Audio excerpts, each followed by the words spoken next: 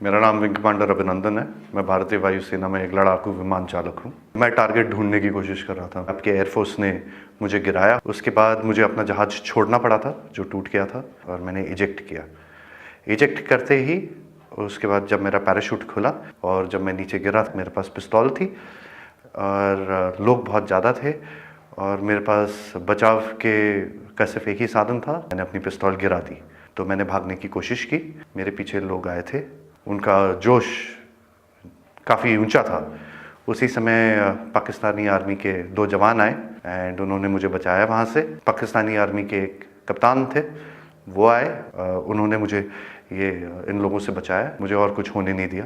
फिर वो मुझे अपने यूनिट तक लेके गए जहाँ पे मुझे फर्स्ट एड दिया गया एंड फिर उसके बाद मुझे हॉस्पिटल ले जाया गया जहाँ पे मेरी जांच हुई और मुझे और एड दिया गया। पाकिस्तानी आर्मी जो है वो बहुत ही प्रोफेशनल सर्विस है। I see peace in it. I have spent time with the Pakistani army.